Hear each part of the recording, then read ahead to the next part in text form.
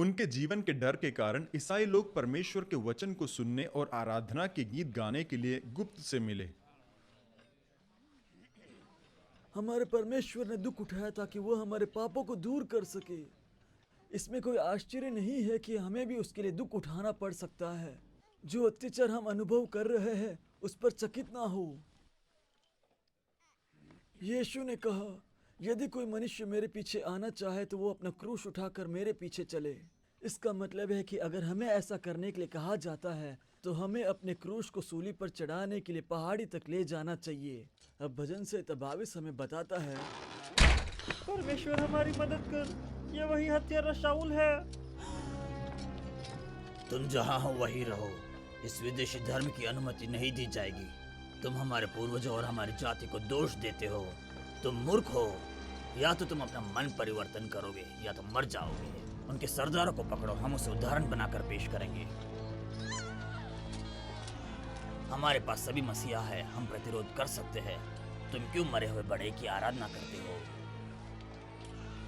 हमारा प्रभु यीशु जीवित है और वो सृष्टि का निर्माता है। तुम शायद से तुम्हारे बोलने का तरीका बदल दोगे जब तुम्हारे पत्नी को सड़ने के लिए जेल में डाल देंगे। नहीं, मेरी पत्नी नहीं। तुम्हारे यीशु के प्रेमियों में से एक यहाँ है। जब हम मसीह बने थे हम जानते थे कि ये सब होगा। यह वही फरीसी है जिसका नाम साउल है। वह नफरत और कसाई का स्वाद छोड़ता है। हाँ, हम हमेशा उसके लिए प्रार्थना करते हैं। उस परमेश्वर से प्रार्थना करो कि वो उसके मन को कोमल कर दे और उसे सत्य मार्ग दिखाए। शाऊल पूरी तरह घृणा से भरा हुआ है। याद करो, पहले हम में से कुछ लोग नास्तिक थे। ठीक है साउल, मैं सोचता हूँ कि यरूशलेम में यीशु के सभी साथियों को तुम पकड़ चुके हो। नहीं, अभी हम और लोगों को मारेंगे और बंदीगृह में डालेंगे। उनकी संख्या बहुत में फैल गए है। सीरिया का आराधनालय उन लोगों से भर गया है। उनको गिरफ्तार करने के लिए मैं तुमको पत्र दूंगा, फिर तुम दमस्कस को जा सकते हो। मैं सही मार्ग पर जाऊंगा।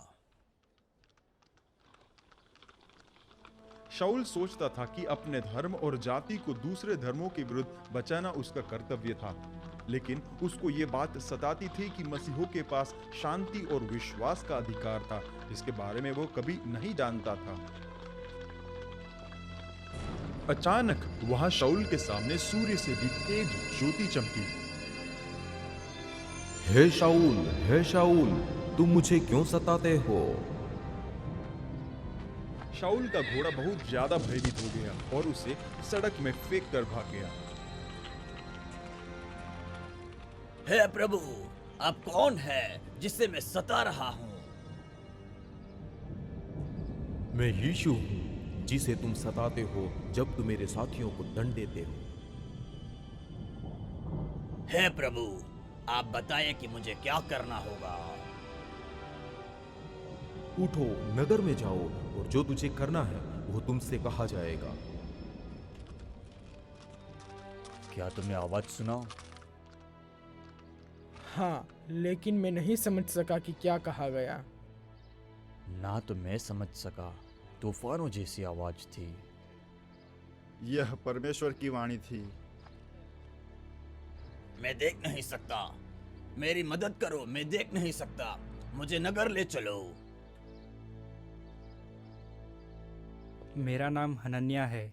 यीशु ने सपने में मुझसे बोला और मुझसे कहा कि तुम्हारे पास आऊं, वह तुम्हारी दृष्टि फिर से ला देगा। मैं वास्तव में अंधा हूं। प्रभु यीशु मसीह के नाम से अपना दृष्टि ग्रहण करो। मैं देख सकता हूं। तुम कहते हो कि यीशु ने किया है। यीशु के बारे में मुझे और बता। इस तरह हनन्याह ने पवित्र शास्त्र खोला और शाऊल को यीशु की भविष्यवाणियां दिखाई। हाँ, मैं कितना मूर्ख हूं। पवित्र शास्त्र में सब कुछ हर समय था। मैं अपने धार्मिक उत्साह के द्वारा अंधा हो गया था। मैं बपतिस्मा लेना चाहता हूँ और यीशु के पीछे चलना चाहता हूँ। परमेश्वर ने शाऊल का नाम पौलुस में बदल दिया। शाऊल अब पौलुस नए संदेश के साथ नया मनुष्य था। वह अब मसीहों को मारना नहीं चाहता था, वह दूसरों को यीशु मसीह पर विश्वास में लाना चाहता था। मैं तुम्हारे संदेह को समझ सकता हूँ। मैं भी विश्वास नहीं करता था, लेकिन मैं तुम्हें बताता हूँ, नाजरत का यीशु मसीह के विषय में सभी बातें प्राचीन भविष्यवाणियों में भरी है। लेकिन सबसे बड़ा सबूत यह है कि परमेश्वर ने उसे मरे हुए में से जिलाया था। किस प्रकार के मूर्ख हो तुम? मसीह अपने शत्रुओं के द्वारा अपने आप को मारने की अनुमति कैसे दे सकता है? वह परमेश्वर का मेमना हमारे पापों को उठा ले जाने आया था। परमेश्वर गैर यहूदियों के साथ भी काम करता था। वहां एक रोमी सिपाही था जो अपने प्रार्थना में परमेश्वर को खोज रहा था। हे परमेश्वर, मैं जानता हूँ आप एक हो जो सभी मनुष्यों के निर्माता है। मेरे लोगों का धर्म भ्रष्ट हो गया है और ये शांति भी नहीं देता। मुझे अपना मार्ग दिखाए और मैं उसी पर चलूंगा। कौन? क्या? कौन हो तुम? तुम कहां से आए हो? तुम्हारा प्रार्थना सुन लिया गया है। मैं परमेश्वर द्वारा भेजा गया हूँ। याफा में चमड़ा बनाने वाले के घर में मनुष्य भेजकर शमौन को पतरस कहलाता है बुलवा लो। तुम्हें उसका घर समुद्र के किनारे मिल जाएगा। वह यहाँ आएगा और तुम्हें परमेश्वर के बारे में सच बताएगा। हे पतरस, हमारा मालिक बहुत ही धार्मिक मनुष्य और अच्छा आदमी है, लेकिन उससे बहुत सी परेशानियां हैं। वह पूरे समय प्रार्थना करता है और गरीबों में पैसा दान करता है, लेकिन फिर भी परमेश्वर की ओर से उसे शांति नहीं है। परमेश्वर ने अपने लहू के क्रूस के द्वारा शांति बनाया है। इसका क्या मतलब है? इसका मतलब मैं तुम्हारे सूबेदार को बताऊंगा। सूबेदार पतरस से द्वार पर मिला और उसके पांवों पर गिरकर प्रणाम किया। खड़े हो जाओ, मुझे भक्ति मत दिखाओ। तुम्हारे समान मैं भी मनुष्य हूँ। सभी को एक साथ बुलाओ और मैं तुम्हें शुभ समाचार बताऊंगा। आज का दिन कितना महान है। परमेश्वर ने पतरस को, जो यीशु के चेलों में से एक है, हमें उसके बारे में बताने के लिए भेजा है। हाँ, मैं यीशु के साथ 3.5 वर्ष तक चला। मैंने उसे क्रूस पर चढ़ते देखा और मैंने उसे मरे हुए में से जी उठाने के बाद देखा। वहां उसके पुनर्जीवन के बाद हमसे 500 लोग एक साथ एक स्थान पर उसका प्रवचन सुनने के लिए इकट्ठा हुए थे और हमने उसे स्पर्श किया।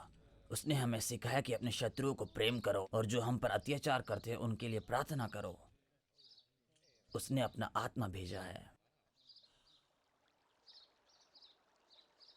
सूबेदार कुरनेलियुस और उसके सारे परिवार ने यीशु मसीह के सुसमाचार पर विश्वास किया और उसी दिन सभी ने बपतिस्मा लिया। पौलुस ने आराधनालय में और विश्राम दिन यहूदियों को प्रवचन दिया। तुम मुझे जानते हो, मैं मसीहों पर अत्याचार करता तथा उनको मारता था, लेकिन मेरे सामने यीशु ज्योति प्रकाश में प्रकट हुआ और तूफानों किसी आवाज ने मुझसे बोले कि उसके शब्द के प्रचार करो। मैंने मसीह के विषय पवित्र शास्त्र खोजे और पाया कि पूरे भविष्यवाणियों में यीशु भरा हुआ है।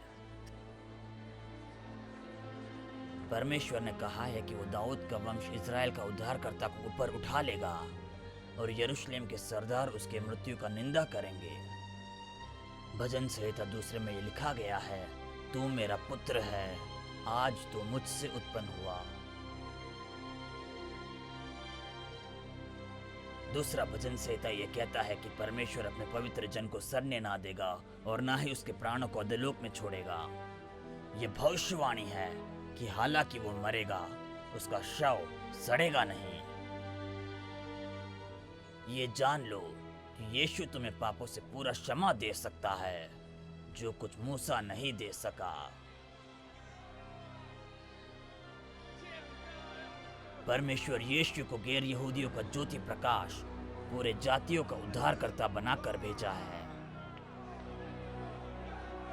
गैर यहूदी अपवित्र हैं। वे यहूदियों के विश्वास का सही उत्तराधिकारी नहीं हो सकते। तू ईर्षा निंदक, यीशु वेद पुत्र नहीं है। ऐसा सूचना मिला है कि उसकी माँ शादी से बहुत पहले ही बच्चे के साथ थी। तुम अपने विधर्मी को पत्थर से मार सकते हो, क्योंकि तुमने अनंत जीवन का शुभ समाचार को अस्वीकार कर दिया है। हम अपना संदेश गैर यहूदियों के पास ले जाएंगे, जैसा भविष्यवक्ताओं ने घोषित किया है।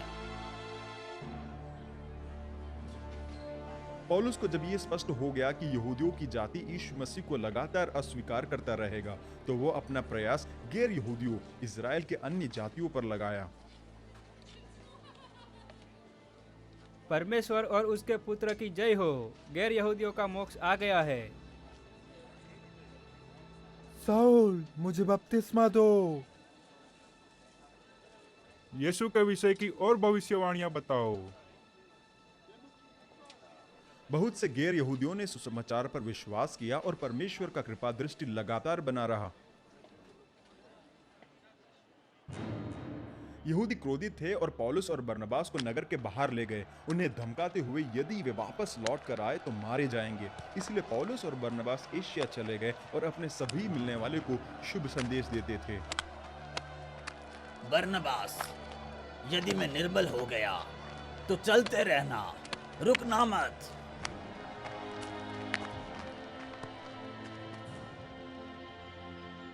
लुस्त्रा में यहूदियों ने पौलुस पर पथराव करके मार डाला और उसके शव को नगर के बाहर फेंक दिया।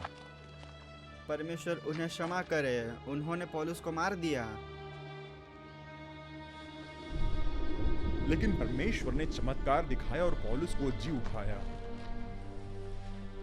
पौलुस, मैंने सोचा तुम मर गए हो। अभी तक नहीं। परमेश्वर ने मुझे बहुत कुछ दिखाया है कि मुझे उसके नाम पर बहुत कष्ट उठाना पड़ेगा, और अभी तो हमने सिर्फ शुरुआत की है। चलो वापस नगर में जाए। प्रभु, आप महान हैं, आपकी महिमा और प्रशंसा हो। फिलिपी की मकदोनिया में पौलुस और सिलास ने 39 कोड़े खाए और फिर बंदीगृह में डाल दिए गए। उनके दुख भोगने के बावजूद उनका मन खुशी से भरा था और आधी रात के लगभग वे परमेश्वर का भजन गाते थे।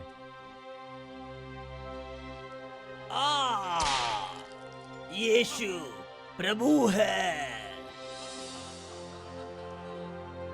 इन बीते हुए वर्षों में पौलुस 3 अलग-अलग समय में डंडे से मार खाया, फिर भी वो यीशु का प्रवचन जारी रखा। पौलुस उपदेश देने के लिए जगह जगह यात्रा करता था। 3 बार जहाज जिसमें वो यात्रा कर रहा था डूब गया था। एक बार वह समुद्र की धारा में 1 दिन और 1 रात तक बहता रहा, इससे पहले कि कोई गुजरता जहाज उसे उठाए। पौलुस अक्सर डाकुओं के द्वारा पकड़ा जाता था, लेकिन वो उपदेश देने गया।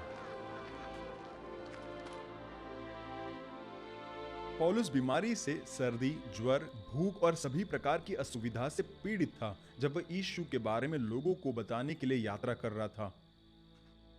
हे प्रभु, इस शरीर को ठीक कर दीजिए ताकि मैं उपदेश देने के लिए दूसरे शहर जा सकूं। पौलुस मूर्ति पूजा के विरुद्ध चेतावनी देने और यीशु मसीह का शुभ संदेश बताने नगर नगर गया। तुम अपने मूर्ति पूजा से वापस मुड़ चुके हो और परमेश्वर ने तुम्हें विश्वास द्वारा बिना किसी योगदान के नियम अनुसार उचित ठहराया है। तुम उसके देह का हिस्सा हो और तुम परमेश्वर के घराने से संबंधित हो।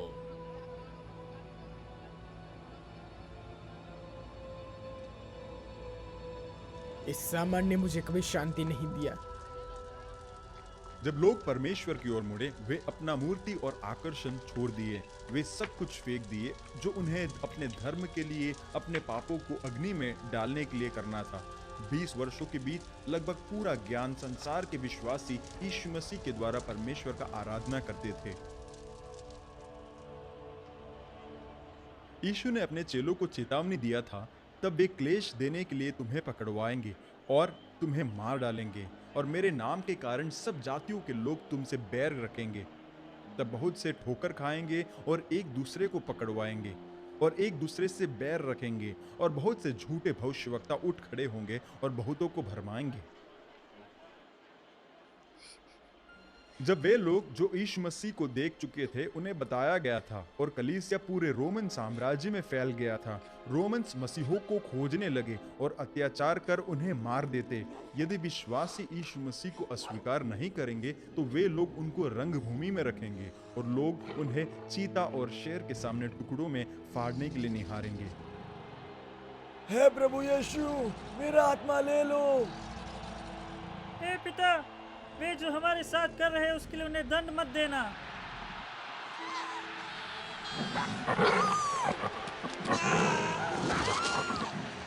कभी कभी रोमी योद्धाओं द्वारा मसीही जान से मार दिए जाते थे। लोगों को आश्चर्य होता था कि धर्मी लोग अपने विश्वास करने की आदत को क्यों नहीं छोड़ देते हैं। वे यीशु मसीह के लिए मरने के लिए तैयार थे। जेसन, मैं तुम्हें स्वर्ग में मिलूंगा। नहीं। अपने मृत्यु से पहले यीशु ने मंदिर के बारे में भविष्यवाणी की थी। क्या तुम ये मंदिर देखते हो? मैं तुमसे सच कहता हूँ, ये नष्ट हो जाएगा और एक भी पत्थर पे पत्थर ना रहेगा। 40 साल बाद 70 ईस्वी सन में रोमन्स आए और नगर और मंदिर को नष्ट कर दिए। जब मंदिर के भीतर लकड़ी जलने लगा तो मंदिर का सोना पिघल गया और दरारों के बीच फर्श के पत्थरों और बुनियाद में फैल गया। जब रोमन्स सोना को पुनः प्राप्त करना चाहा तो उन्होंने पाया कि प्रत्येक पत्थर को हटाना अवश्य है। इस प्रकार यीशु का भविष्यवाणी पूरा हुआ। यरूशलेम में यहूदी और इज़राइल युद्ध के संकट से बचने के लिए गैर यहूदियों की ओर से भाग जाते थे, जहां उनके बहुत से वंशज आज तक रहते हैं। हम मेरे भाई के घर सीरिया में जाएंगे। मसीही यहूदी भी दूसरे देशों में भाग गए, जहां वे यीशु मसीह के सुसमाचार सारे कलीसिया को फैलाने का उपदेश देते थे। वे जहां जहां जाते थे वहां मसीह पहले से ही उनके स्वागत के लिए होते थे। हमें जाने के लिए कोई जगह नहीं है। हमने यरूशलेम में भयावह स्थितियों के बारे में सुना है। अवश्य ही तुम यहाँ हमारे साथ रह सकते हो। यीशु के संदेशवाहक यीशु के पुनर्जीवन का उपदेश लगातार अपने मृत्यु तक देते रहे। एक के बाद एक वे मार दिए जाते थे। वे सभी बहादुरी के साथ मरते थे। वे ये जानते थे कि इससे अच्छा घर उनके पास स्वर्ग में है। कुछ रोमियों द्वारा क्रूस पर चढ़ा दिए गए, अन्यों को जीवित ही अंग निकाल लिया गया और टुकड़ों में काट दिया गया। कुछ को पत्थर से मार दिया गया, कुछ को जंगली जानवरों को खिला दिया गया, कुछ का सर काट दिया गया, पतरस को उल्टा सूली पर चढ़ा दिया गया। मैं आपके समान मृत्यु के पात्र नहीं हूं, प्रभु। कुछ को तेल में उबाला गया। मैं इससे अच्छी जगह जा रहा हूँ, परमेश्वर तुम्हें क्षमा करे। वे सभी विश्वास के साथ मर गए और सुनिश्चित करते हुए कि उनका शरीर नया होगा और एक बेहतर घर प्रतीक्षा कर रहा है। यीशु के पुनर्जीवन के 60 वर्ष बाद सिर्फ यूहन्ना ही संदेशवाहक बचा था। उसे पतमस नामक एक चट्टानी द्वीप में निर्वासित किया गया था। आत्मा ने उसे पकड़कर स्वर्ग ले गया, जहां परमेश्वर ने उसे भविष्य दिखाया। यूहन्ना, मैं तुम्हें वह बातें दिखाऊंगा जो भविष्य में घटित होने जा रहा है। जो कुछ तुम देखते हो उसे लिख लो और उसे पुस्तक में लिखकर एशिया के 7 कलीसियाओं में भेज दो। जब युग खत्म होने वाला होगा, यीशु वापस आएगा और उन सभी कब्रों को खोल देगा जो उस पर विश्वास करते हैं। वे सभी जीवित विश्वासी यीशु से मिलने के लिए हवा में उठा लिए जाएंगे और इसी रीति से सदा उसके साथ रहेंगे। दिनों के समाप्ति में परमेश्वर भयानक विपत्तियों के साथ पृथ्वी पर आएगा। आग गिरेगा और वह अन्य महामारियां जो पृथ्वी पर रहने वाले अधिकांश मनुष्य को तबाह कर देगा। एक मनुष्य आएगा जो मसीहा होने का दावा करेगा और वही बहुत से लोगों को धोखा देगा। वह लोगों को उनका निष्ठा दिखाएगा और अपना शासन द्वारा उनके माथे पर या उनके दाहिने हाथों के पीछे छाप करा देगा। वे जो छाप नहीं पाते हैं सिर धड़ से अलग कर मार दिए जाएंगे। ये उन लोगों के लिए बड़ा कष्ट भोगने का समय होगा जो लोग पृथ्वी पर बचे हुए हैं। जैसा भविष्यवाणी हुआ था, यीशु समय के अंत के दौरान फिर वापस आएगा। वो अपने पूरे महिमा और सामर्थ्य के साथ आएगा और मरणशील के समान नहीं। स्वर्ग खुला होगा और वो नीचे की ओर एक श्वेत घोड़े पर सवार होकर उतरेगा। वो सूर्य के समान चमकेगा और वो अपने सिर पर बहुत से राजमुकुट पहना होगा। अपने हाथों में वो 7 तारों को पकड़ा होगा और उसके मुंह से चौखी तलवार निकलेगी। वो शैतान के आमने सामने होगा और उसे आग की झील में डालेगा, जहां अनंत काल तक वो तड़पता रहेगा और फिर कभी वो मनुष्य को नहीं बहकाएगा। यीशु भी मृत्यु और अपने अंतिम शत्रु को आग की झील में डालेगा और एक नया संसार बनेगा। परमेश्वर उन सभी को एकत्रित करेगा जो उसके पुत्र पर विश्वास रखते हैं और उन्हें नए पृथ्वी पर अनंत जीवन देगा। परमेश्वर उनकी आंखों से सब आंसू पोंछ डालेगा और वहां ना कोई मृत्यु, ना शोक, ना विलाप, ना पीड़ा रहेगी। यीशु राजा के समान राज्य करेगा और पाप और मृत्यु से आजाद की दुनिया में वह अपने धर्मी लोगों का मुक्तिदाता होगा। यीशु मसीह के सुसमाचार का प्रवचन 2000 वर्ष तक रहा। यीशु ने भविष्यवाणी किया था कि उसके राज्य का संदेश चारों तरफ फैलेगा। पूरे संसार के जातियों, अन्य जातियों और पूरा परिवार समूह ये शुभ संदेश सुनेगा। परमेश्वर सिर्फ एक ही है और उसका सिर्फ एक ही पुत्र है। सिर्फ एक ही विश्वास है और एक ही पवित्र पुस्तक है। इस जीवन के बाद स्वर्ग में प्रवेश का सिर्फ एक ही रास्ता है। यीशु ही मार्ग, सत्य और जीवन है, जैसा सभी जातियों के बहुत से लोगों ने पाया है। यीशु मसीहा का सुसमाचार संसार के सभी अन्य धर्मों से अलग है, जो डरा धमकाकर या बाधित होकर नहीं फैलता। यीशु ने अपने चेलों को सिखाया है कि अपने शत्रुओं से प्रेम करो और हमेशा खुशियों से भरे रहे और गाते रहो। आज प्रत्येक राष्ट्रता के लोगों की और भाषा हर्ष में क्षमा और अनंत जीवन है। किसी भी तरह लगभग 2000 वर्ष यीशु को मृत्यु से जी उठे हो रहा है और अभी भी यहाँ कुछ लोग ऐसे हैं जिन्होंने इस शुभ समाचार के बारे में सुना नहीं है। किसी को उन्हें अवश्य बताना चाहिए। 1999 में कुछ मसीहों को यह चिंता हुई कि कई लोगों ने अभी तक सुसमाचार नहीं सुना है। वे एक साथ इकट्ठे हुए और विचार किया कि कैसे वे दुनिया भर की विभिन्न भाषाओं तक सुसमाचार को भेज सकते हैं। उन्होंने निर्णय किया कि सबसे उत्तम तरीका यह होगा कि एक चित्र पुस्तक बनाए जो बाइबल की कहानी को बताती है, जिसे सभी लोग समझ सके। पाठ लिखने के बाद उन्होंने डैनी बुलंदी को ढूंढा, जो विश्व के सबसे मशहूर हास्य पुस्तक कलाकार है, और उन्हें चित्र बनाने के लिए अनुबंधित किया। उस पुस्तक को लिखने, चित्र बनाने और प्रकाशित करने में 7 वर्ष से अधिक समय लगा। अब यह दुनिया भर के अन्य भाषाओं में अनुवादित किया और बांटा जा रहा है, जिसका खर्चा चिंतित मसीही लोग देते हैं। मसीही लोग अपना पैसा और समय इस पुस्तक को उन लोगों को देने के लिए खर्च कर रहे हैं जिन्होंने कभी यीशु के बारे में सुसमाचार नहीं सुना। आप कैसे हो मेरे मित्र? मेरे पास एक पुस्तक है जो मैं आपको देना चाहता हूँ। ये आपको बताती है कि कैसे आपके सभी पाप क्षमा हो सकते हैं और मृत्यु के पश्चात आप स्वर्ग जा सकते हैं। मैं पैसे नहीं दे सकता हूँ। मैं इसकी कीमत नहीं लेता, ये एक उपहार है। आप मुझे कुछ मुफ्त में क्यों दे रहे हो? क्योंकि मैं आपसे प्रेम करता हूँ मेरे भाई, और इस पुस्तक में एक बहुत अच्छी खबर है।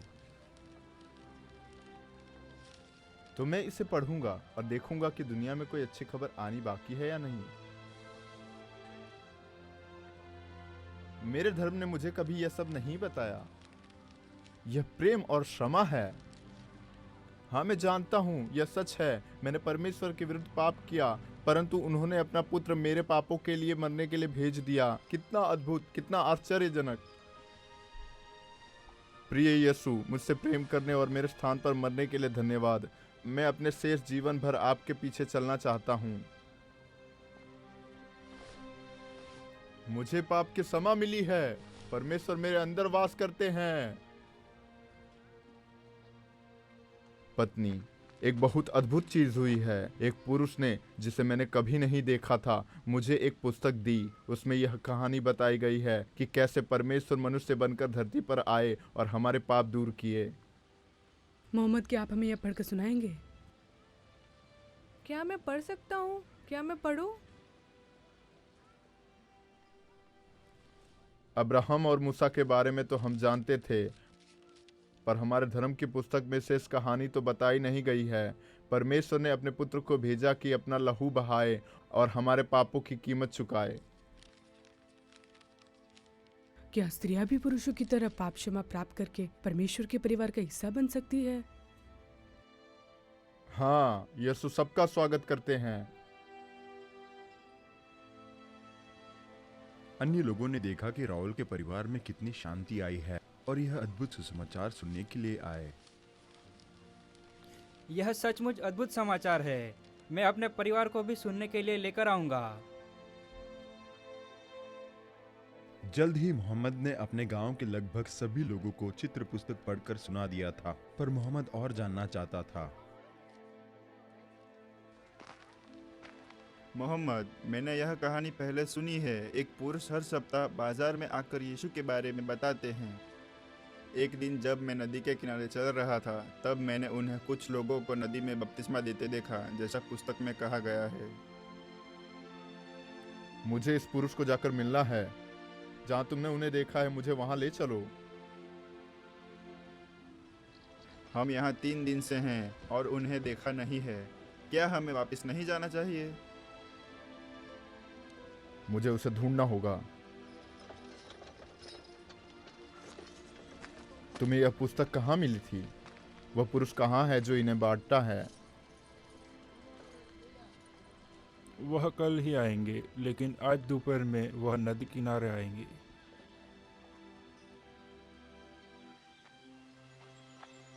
वो वहाँ हैं। हे बहन, मैं तुझे हमारे प्रभु यीशु मसीह के नाम से बपतिस्मा देता हूँ।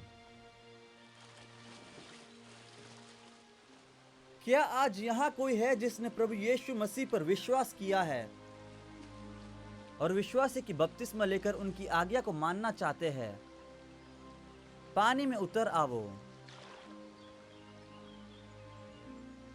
मैंने इसके विषय में पुस्तक में पढ़ा। यह वह कार्य है जो विश्वासी यह दिखाने के लिए करते हैं कि उनका पुराना जीवन समाप्त हो गया और अब यीशु में उन्हें नया जीवन मिला है। मुझे यीशु के पीछे चलना है। मुझे इस विश्वास के बारे में बहुत कम मालूम है, परंतु मैंने वो पुस्तक पढ़ी जो आपने मुझे दी और आत्मा ने मेरे दिल को छुआ। मैं जानता हूँ कि यह सत्य है। यीशु हमारे पापों को उठा लिया है। क्या मैं भी बपतिस्मा ले सकता हूँ? यदि आप अपने संपूर्ण दिल से यीशु मसीह पर विश्वास करते हो तो आप भी बपतिस्मा ले सकते हो।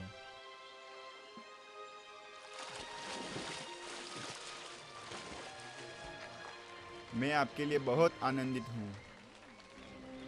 परमेश्वर कितने अच्छे हैं।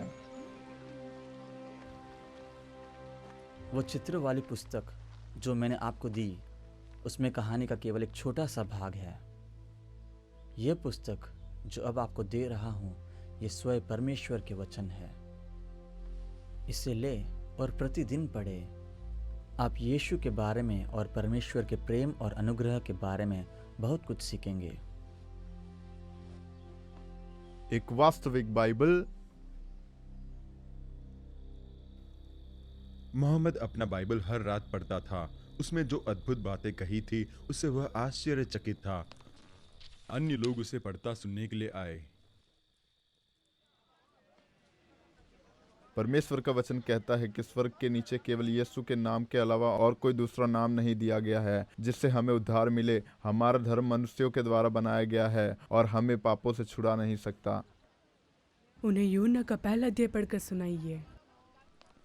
जिन लोगों ने विश्वास किया उन्हें मोहम्मद ने बपतिस्मा दिया और प्रतिदिन वह उसके पास वचन सुनने के लिए आते थे।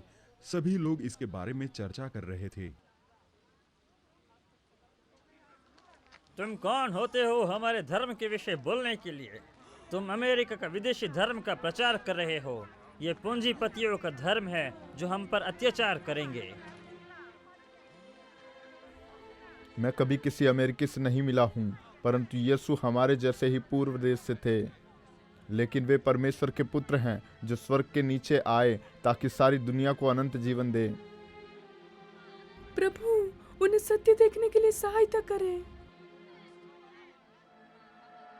ये विदेशी धर्म फैल रहा है, इसे रोकना होगा। हम आज रात जाएंगे जब वे गीत गा रहे होंगे। मुझे गीत गाने से नफरत है। मत्ती की पुस्तक में लिखा है कि यदि वे स्वामी को सताएंगे तो वे उनके सेवकों को भी सताएंगे।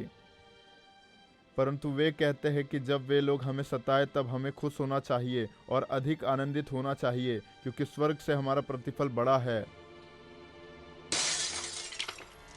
जल्दी बाहर निकलो।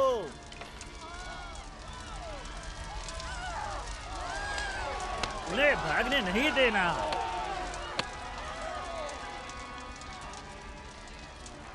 हमें निकलना होगा, इमारत हमारे ऊपर गिर जाएगी। मोहम्मद ने अपने भाई को आग में से निकाला। जब मोहम्मद अन्य लोगों को ढूंढने के लिए वापस जल्दी इमारत में जा रहा था, तभी मालिक उन दोनों के ऊपर गिर गया। वो हमारे धर्म की सेवा के लिए मरा। हम मसीह को इसकी सजा देंगे। उन्होंने याजक को दुख और डर के साथ दफनाया क्योंकि उनके पास अनंत जीवन की कोई आशा नहीं थी। मोहम्मद ने अपना जीवन अपने मित्रों के लिए दिया। इससे बड़ा और कोई प्रेम नहीं है। माँ, अब दुखी मत हो। पापा अब यीशु के साथ है। एक स्वर्गदूत आकर मोहम्मद को स्वर्ग लोक ले गए। तुम मुझे कहाँ ले जा रहे हो? मैं मर गया हूँ। मुझे किसी और जीव जंतु का रूप में वापस जाना है। पुनर्जन्म एक झूठ है। अब तुम अपने अंतिम न्याय के लिए जा रहे हो। तुमने लोगों से झूठ बोला। तुमने मुझे कभी नहीं जाना। तुमने अपने पड़ोसी से प्रेम नहीं किया और न अपने दुश्मनों के प्रति करुणा की। तुम लालची और आलसी थे। तुम्हारा दिल घमंड से भरा था। तुम्हारा जीवन तुम्हारी नफरत से खत्म हुआ। तुम अनंत जीवन के योग्य नहीं हो। इसे बाहरी अंधकार में डाल दो।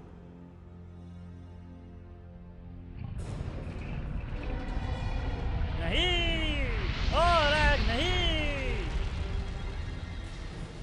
शाबाश मेरे अच्छे और विश्वास योग्य दास, तुम अब मेरे आनंद में प्रवेश कर सकते हो। मैंने तुम्हारे लिए एक घर तैयार किया है। पर प्रभु, मेरे परिवार का क्या? वे अपने समय पर तुम्हारे साथ मिलेंगे। मुझे अभी उनसे और काम कराना है। मेरे देश के बाकी लोगों का क्या, जिन्होंने नहीं सुना? उन्हें सुसमाचार सुनाने के लिए वहां और दूसरे मसीही हैं। यदि वे विश्वास करेंगे तो वे भी बच जाएंगे, पर यदि नहीं